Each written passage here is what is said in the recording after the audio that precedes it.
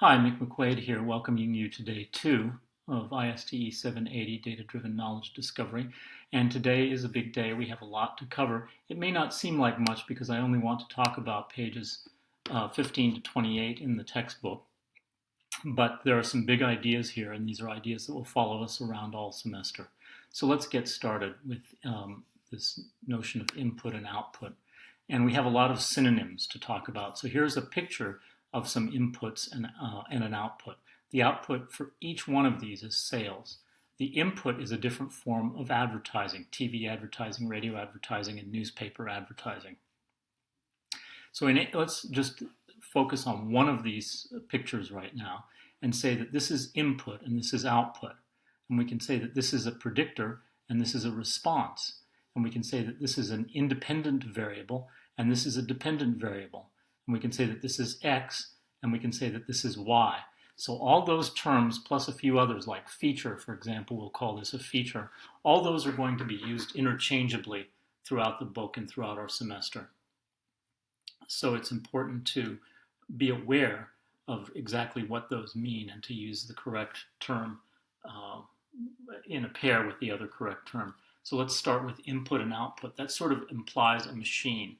This is the input to the machine is some television advertising dollars, and the output of this machine is some amount of sales.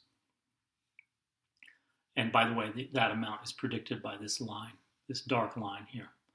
Another pair of names that we can give these are, we can say that this is the predictor and this is the response.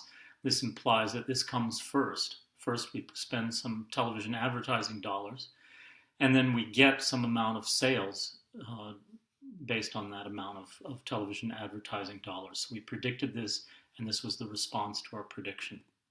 Another way we can phrase this is to talk of independent and dependent variables. That's a little bit more esoteric. What we mean by that is that this is independent of this machine that I just mentioned. So if we think of this relationship between these two things as some kind of a machine with this is input and this is output, this is brought in or caused or raised by some external force. Some external force applies these television advertising dollars. So it's independent of this machine. This amount of sales that happens as a result of the television advertising dollars is dependent on the machinery. So this is independent and this is dependent. We spend this amount on television advertising dollars, and then we expect to get this amount of sales. X and Y are just convenience terms, they're very standard, so they're used very widely to say that X refers to input and Y refers to output. Is common in throughout machine learning books or statistics books or any kind of related books.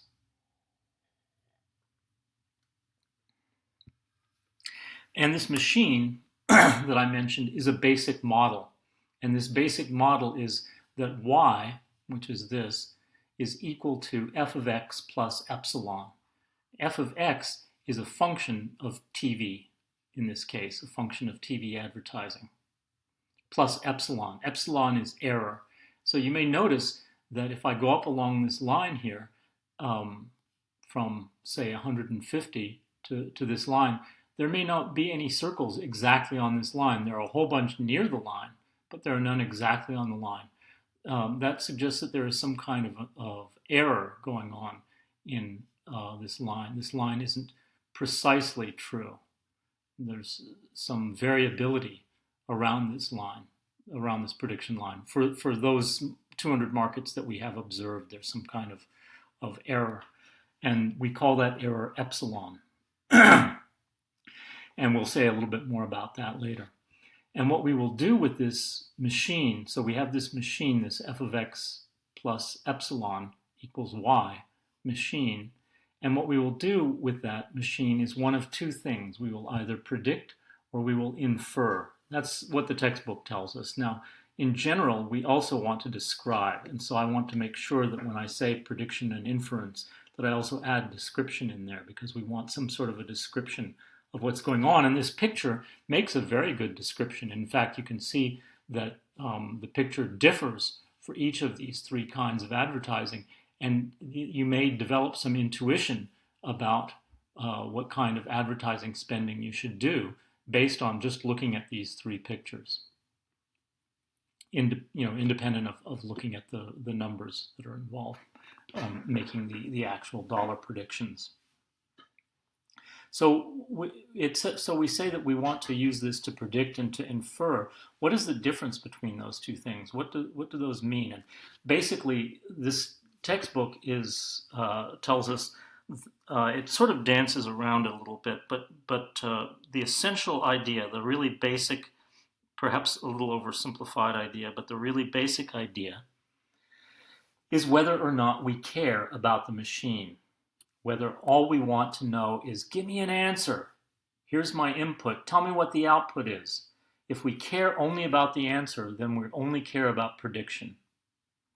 But if we care about the machinery that lies between the predictor and the response, if we care about that machinery at all, then what we're doing is inference. We're inferring a relationship between the predictor and the response. Now, that may not seem like an important difference between prediction and inference, but it will become very important when we talk about the flexibility of the methods that we're going to learn. Basically, what we're going to do in this course is learn a bunch of methods. We're going to learn a bunch of these machines, a bunch of machines that take an input and give an output. And these machines differ in a lot of ways. And one of the ways in which they differ is the extent to which the machine is transparent, the extent to which we can see what's going on inside. And so we might be more interested in using one of the machines than the other, depending on whether or not we care about what's going on inside. So that's a very important and very basic notion. Now let's get back to error.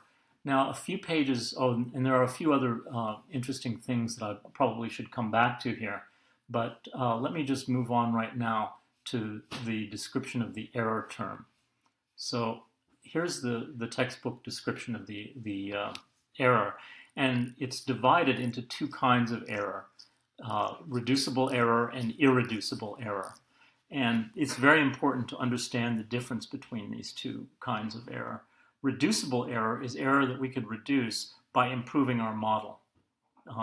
We always have some error. In fact, let's look back at this picture here that shows some error. Every single prediction has a certain amount of error. This line represents the true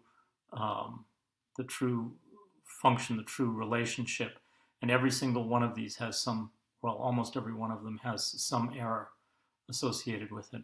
So some of that error is unavoidable. Some of the error is avoidable. The error that's avoidable is error because we perhaps we chose one method when we should have chosen another, or perhaps we didn't include enough variables and we discovered some more variables to include. But ultimately, the method will never be perfect. No method, no prediction method will be perfect. If it is, let me know, because we can definitely make a fortune. But most likely we're not going to find perfect prediction methods. There's always going to be some error. And the error that's left over is error that we can't account for. And there is always some error that we cannot account for. And that error could just be a butterfly flapping its wings in Malaysia. It could be the way a patient felt the day a medication was delivered. It could be some external event that we don't know about that affected the stock market. There are all kinds of things that we may not ever be able to account for, and those will be random, and their average will be 0. And that kind of error is irreducible, and we must account for it. We must be aware that it exists. We must also be aware that there is a difference between different models for different problems, and we may be able to improve, we may be able to diminish the error of our estimate from what's really going on.